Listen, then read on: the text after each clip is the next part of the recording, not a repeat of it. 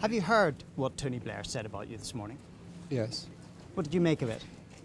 Well, he's entitled to his opinions. Thanks very much. Well, let's just listen to Mr. Corbyn. It's perfectly okay. He's entitled to his opinions, but let's have a debate about policies.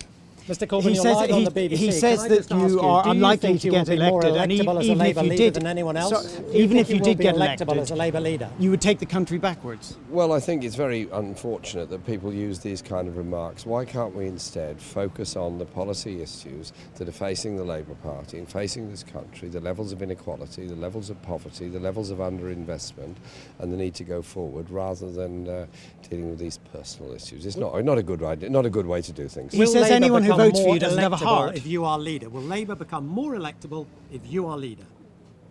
How parties are elected is a matter for the public in the end. But you know what happened at the last general election? You know what happened at the last general election? I was part of the last general election, obviously. I was elected as a MP in the last general election. The result was what it was. I think our problem as a party was we weren't offering a clear enough economic alternative to the Conservatives. We were offering austerity light with continuing cuts. I think we need a different economic agenda, and that's what I'm putting forward in this campaign. Mr. Blair says your agenda will... more? Do you think people will trust Labour more on the economy with your economic agenda?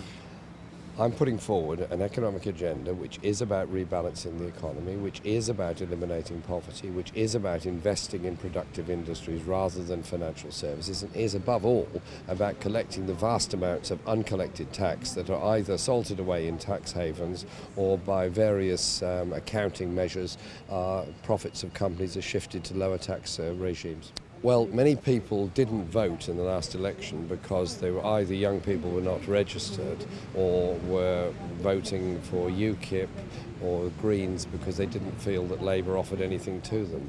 I think we can win an awful lot of people back to Labour. We can win an awful lot of people into the political spectrum by offering something that is clear, that is radical, that does offer better hope, particularly for young people in our society. The Conservatives have shown where they are.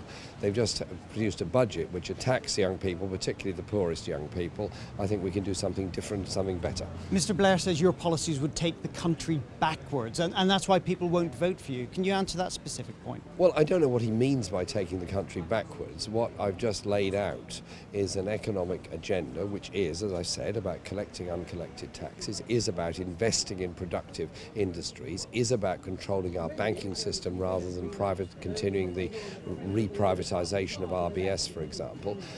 I'm sure Tony would be interested in those views.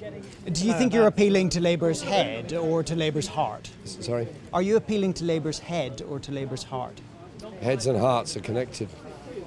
And I think we have to have a strategy that deals with the grotesque levels of poverty and inequality in our society. If that's supposed to be heart, then what's wrong with that? Head is how you make sure you deliver to achieve those things, and that is what we're trying to set out today.